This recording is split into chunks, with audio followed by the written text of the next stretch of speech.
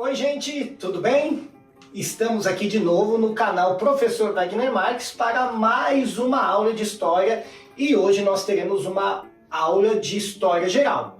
Muita gente no meu Instagram, quando eu fiz uma enquete, colocou esse tema, Iluminismo. Eu vou atender todos os temas que vocês colocaram, mas o mais pedido foi Iluminismo. Mas antes de seguir, só uma questãozinha, gente, ó. Você já se inscreveu no canal Professor Wagner Marques? Ainda não? O que você está esperando, meu? Tem que se inscrever. Então vou esperar aqui 2 segundos para você se inscrever no canal, ativar o sininho de notificações para receber os novos vídeos e aí a gente começa.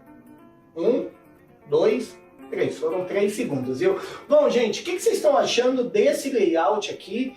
Que eu estou gravando na cozinha da minha casa, eu acho que deu para perceber, né? Aqui é uma lousa que eu tenho, como eu sou professor, eu gosto tanto de ser professor que na minha casa tem a minha própria lousa. É apertadinho, mas eu quis, com muito carinho, aconchego, fazer isso daqui para vocês. Então não se esqueça, Instagram, Prof. Wagner Marques, canal no YouTube, Professor Wagner Marques, para que a gente se comunique. Tudo bem? Vamos começar? Antes, todas as vezes que vocês tiverem dúvidas, não se esqueçam, a gente está tendo aula, tá? Então você coloque aí nos comentários quais são as suas dúvidas, sugestões de outros temas, comentários aqui da minha lousa, da minha casa, da minha cozinha, o que vocês estão achando, tá bom? Então podemos começar? Não deixe de colocar na cabeça mais uma coisa, viu? Aula dada, aula estudada. Mais uma vez, aula dada, aula estudada. Então, assim que esse conteúdo terminar, na descrição aqui do vídeo vai ter vários links do que eu vou comentar e daí você já corre lá, pega esses links, vai ser texto, vídeo, sugestões de leitura, entre outras coisas, para que você aprofunde o conteúdo. Se você não manter essa rotina, vai ser difícil, tudo bem? Dúvida? No comentário, aula dada, aula estudada e os links aí para você continuar o tema, tudo bem? Posso começar? Então vou começar, viu?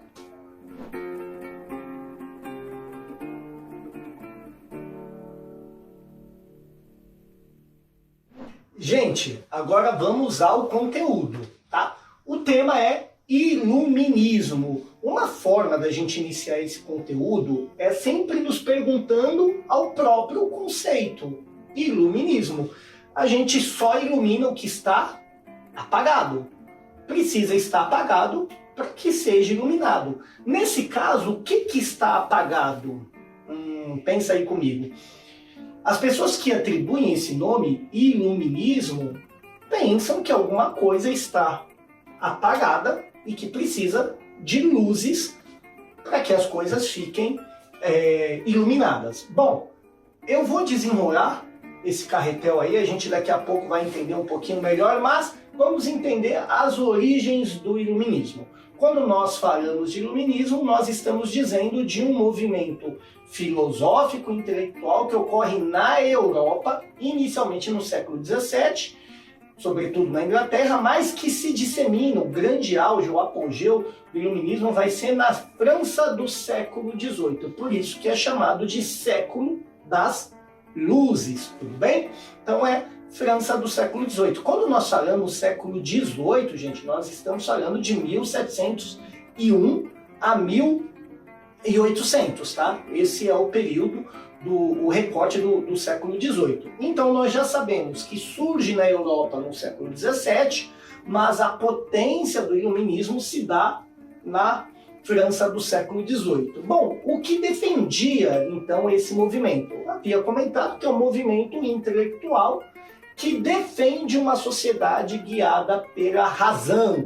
Então aqui quando nós falamos de luz, né, de iluminar, é a razão, o conhecimento como forma de iluminar. O logos, de origem grega, que vai significar razão, certo? Então é um movimento de vários intelectuais na França, na Inglaterra, que defende uma sociedade onde a razão, o conhecimento esteja preponderante, tenha primazia, seja difundido. Em oposição a quê? Em oposição ao antigo regime, o regime absolutista, as monarquias absolutistas da Europa, em oposição também ao poder da Igreja, em oposição ao mercantilismo. Antes da gente continuar, eu preciso só explorar algumas coisinhas aqui que eu havia comentado. Bom, quando nós falamos, gente, uma sociedade guiada pela razão, pelo conhecimento, esses pensadores iluministas, eles olham a sociedade atual e entendem que a Igreja, aqui a Igreja Católica sobretudo, tem um grande poder sobre a política e um grande poder sobre a sociedade. Além de ter um grande poder, as verdades da Igreja, elas não são baseadas na ciência. Em oposição à ciência, a Igreja tem dogmas muito duros, dogmas enraizados. E essas pessoas, esses pensadores, esses intelectuais, eles começam a achar que aquelas verdades da Igreja não se sustentam, de um lado, e que também a estrutura política vigente, de outro lado, muito menos, assim como a estrutura econômica. Tá? Então vamos só entender o que era que eles estão criticando. Eles estão criticando necessariamente o quê? Quando falamos de absolutismo monárquico. Monarquia, tá? Sistema político onde você vai ter o poder no rei absoluto. A Europa viveu um momento de apogeu das monarquias absolutistas. Na França, na Inglaterra, entre outros países. E para alguns, a monarquia era sustentada também no ponto de vista filosófico, no ponto de vista de textos que sustentavam o poder da Igreja. Por exemplo, vai ter um pensador que vai dizer que o poder do rei não é o poder de um homem qualquer, a não ser o poder do próprio Deus. Isso a gente vai chamar de teoria do direito divino dos reis.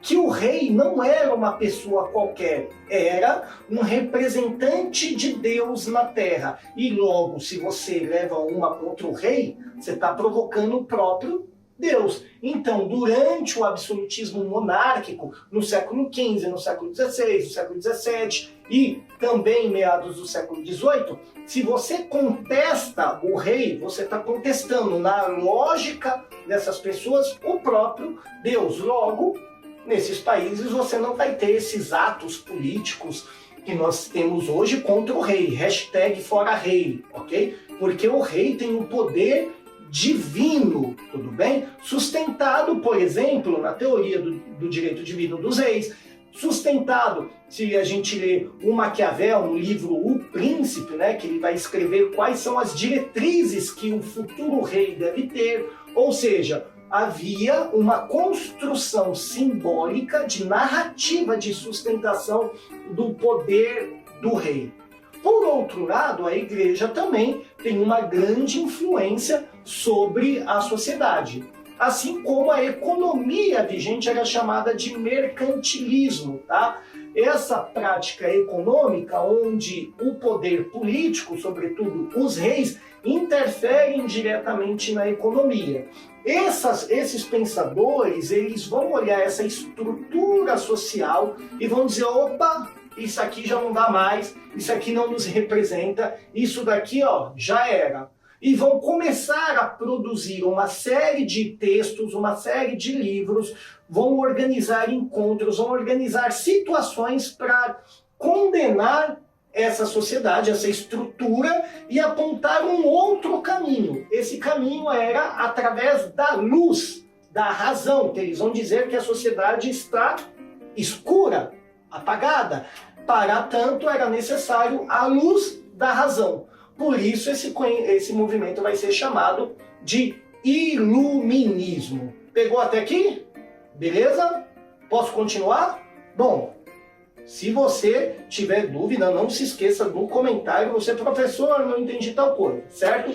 Tá. Então, uma outra coisa que os iluministas, né, eles defendem é a liberdade econômica em oposição ao mercantilismo, o avanço da ciência em oposição ao poder da Igreja e o poder da burguesia, que era uma classe social ascendente que não tinha poder político, por mais que tivesse ali um poder econômico, certo? O poder político estava todo concentrado na mão dos reis. Não se esqueça sobre absolutismo monárquico, e vou postar uma aula sobre absolutismo, estrutura do absolutismo, as grandes manifestações do absolutismo na Europa, para que a gente case um tema com o outro. Mas havia o auge, né, do absolutismo francês, do absolutismo monárquico na França, é um rei chamado Rei Sol, Luís XIV, que tudo gira em torno dele,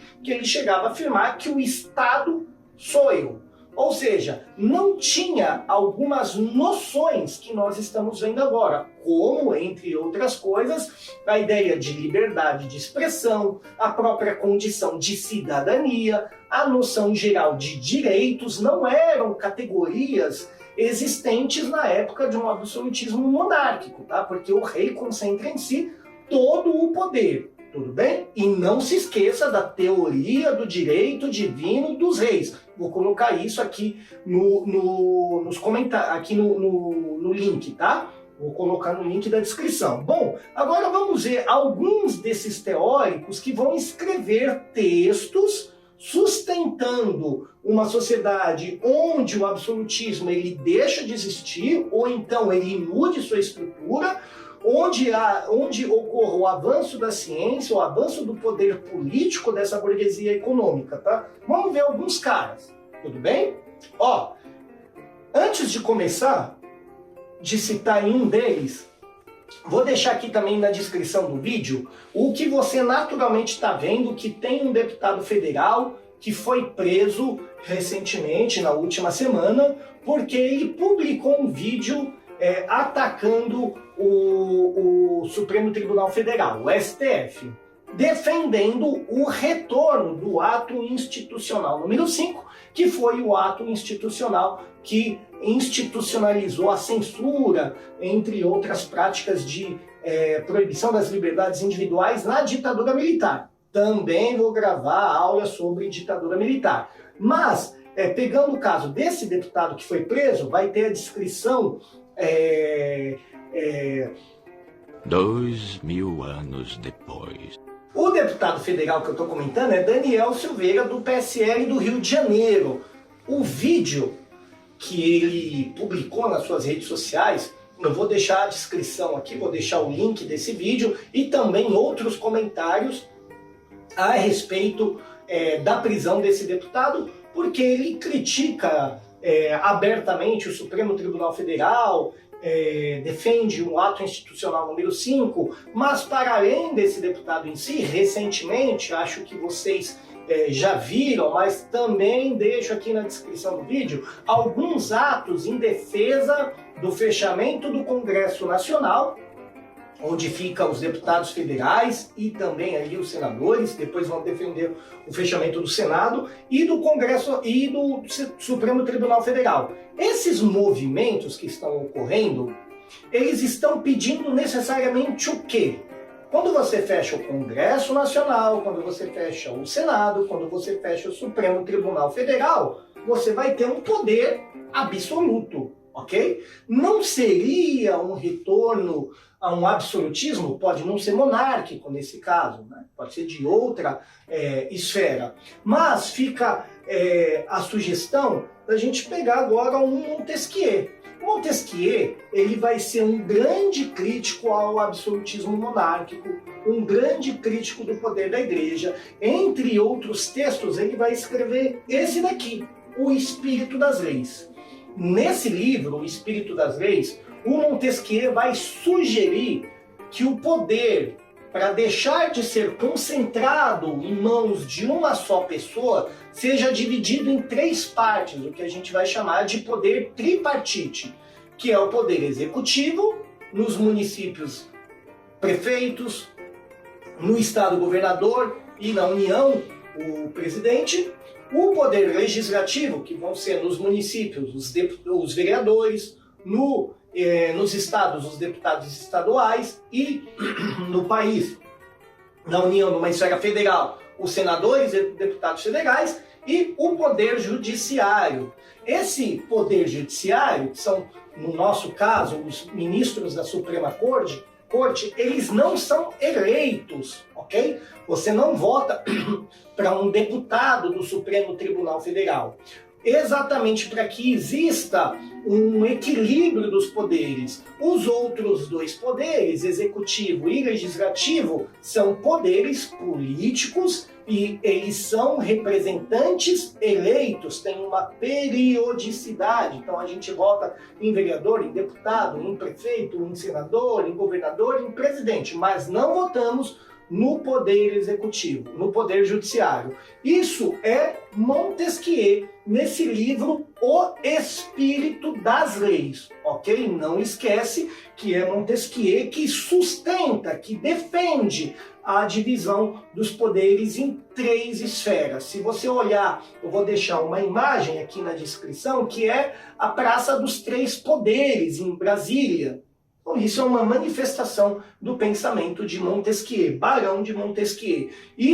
Essa forma de organização política tem no Brasil, nos Estados Unidos, na França, em vários países do mundo. Ou seja, as ideias do iluminismo saem da França e se tornam prática em vários países, inclusive no nosso. Daí a necessidade de ver o que tem aqui na descrição, tá bom? Vou beber uma água e já vou comentar agora do Jean-Jacques Rousseau.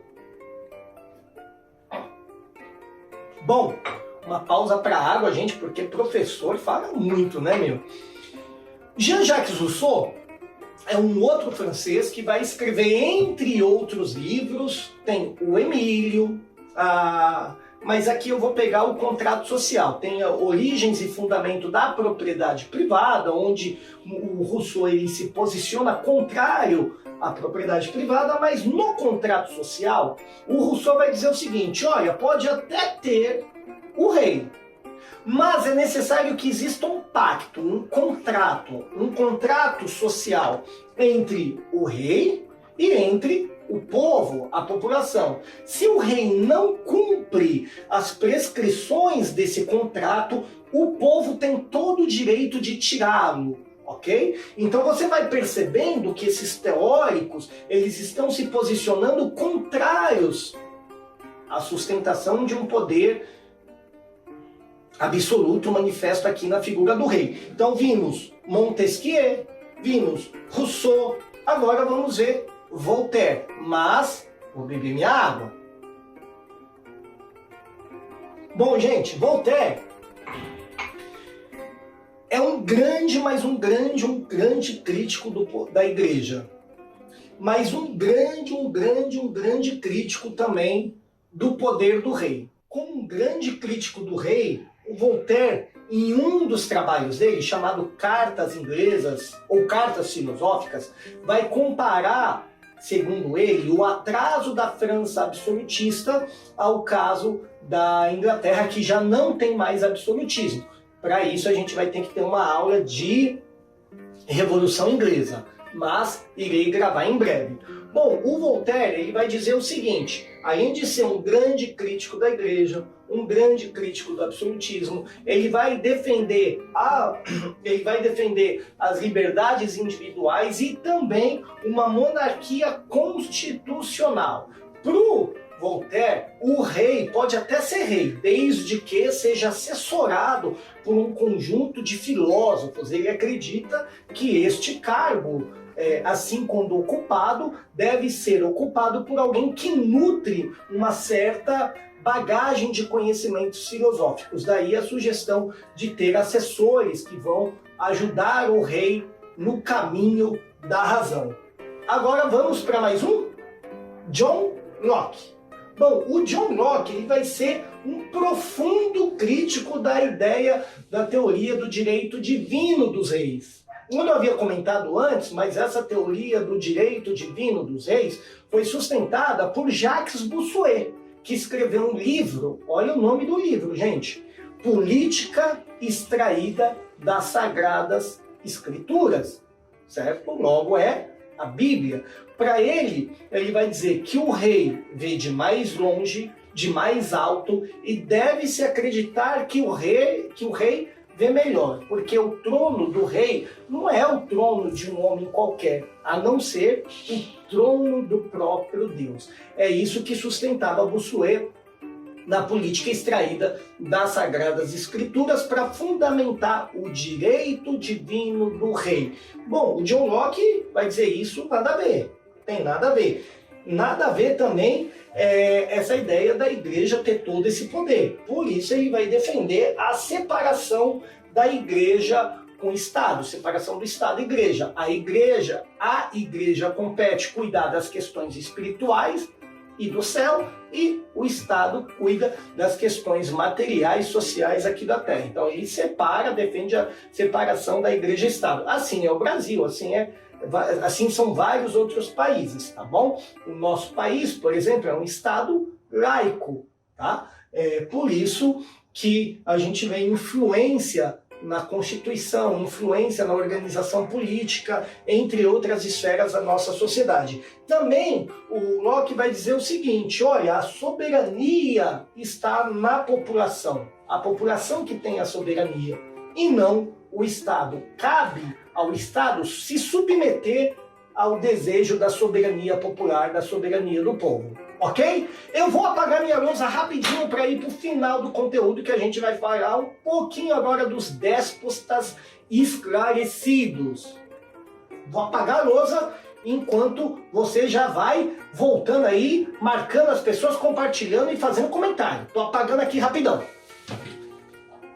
A few moments later. Gente, eu já apaguei minha lousa e já preenchi novamente.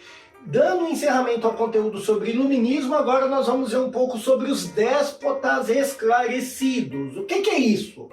Bom, em face desse movimento de crítica às monarquias absolutistas, esse movimento ganha muita força na Europa Ocidental, alguns reis vão olhar e pensar, opa, ou a gente se movimenta aqui, ou então a coisa vai bater na gente. E adotam para si, dentro das suas próprias monarquias, alguma das práticas do iluminismo, alguns apontamentos que esses pensadores propõem, esses reis, eles adotam para si próprios, dizendo, opa, vamos incorporar aqui, é melhor a gente ter um inimigo por perto do que querer se apartar dele. Por isso a gente vai observar quais práticas foram adotadas, por quem e onde. Bom, por exemplo, o fim das barreiras comerciais. Alguns lugares vão adotar. Lembremos lá a crítica que os iluministas vão ter ao modo da economia vigente, o mercantilismo. O fim da censura dos livros, lembrando que aqui os reis e a própria igreja tinham um grande poder sobre o que ler, e por conta disso, em alguns lugares você vai ter um fim, a ruptura, a censura de livros. Ampliação ao acesso à justiça. Lembremos que se o rei é absoluto, ele manda prender e manda soltar. Você não tem a noção de direitos, como eu havia já comentado. Então você vai, em face, né, de uma ampliação desse movimento iluminista, alguns reis adotando aí medidas de ampliação ao acesso a direitos, a assistência social aos mais necessitados. Aí tem que ler principalmente Rousseau, entre outros, né? E incentivo à educação. De novo, Rousseau no livro Emílio, que eu já deixei aqui na descrição deste vídeo. Onde isso vai ocorrer? Esses déspotas vão se manifestar em quais lugares? Catarina II na Rússia, Frederico II da Prússia, o José II da Áustria e o Marquês de Pombal em Portugal, que vai vir aqui no Brasil e vai ter as chamadas reformas pombalinas, ok? Bom, gente, o conteúdo por hoje é esse. Eu espero que você não se esqueça de uma coisa: aula dada, aula estudada. Agora, qual é a sua tarefa? Ir na descrição, pegar todas as sugestões de leitura, de vídeos e demais complementos que eu coloquei aqui para você aumentar o seu conhecimento sobre iluminismo. E lembrando rapidão que iluminismo defende o quê? O fim de uma sociedade que ele chamava das trevas, ou uma sociedade apagada. E para essa sociedade ser iluminada, ficou bom isso, né, pessoal? Ó, iluminada era através da razão. ok? Quando a gente diz luz aqui, a gente está se referindo ao conhecimento. Onde na Europa Ocidental, inicialmente na Inglaterra, mas se expande precisamente na França, quando o século XVII, século XVIII e os teóricos que eu havia comentado, John Locke, Jean-Jacques Rousseau, Montesquieu, em oposição aos que defendem o poder absoluto do rei, ok? Bom, antes de encerrar, eu vou dizer mais uma vez, não se esqueça, se inscreva no canal, compartilhe esse vídeo para geral, quem está se preparando para o Enem, ou outros vestibulares, ou você que gosta muito de história e tem sugestões, põe aqui no comentário, né, pessoal? Faz uma para mim. E também avise se você gostou aqui da minha cozinha, se você gostou da minha lousa, porque, louça na casa de professor. O professor é assim, ele traz como eu não posso ir até a escola, eu trago a louça para dentro de casa, trago o giz, porque a docência está no coração. Espero que você tenha gostado. Até a próxima aula. Fraterno abraço, um beijão e até mais.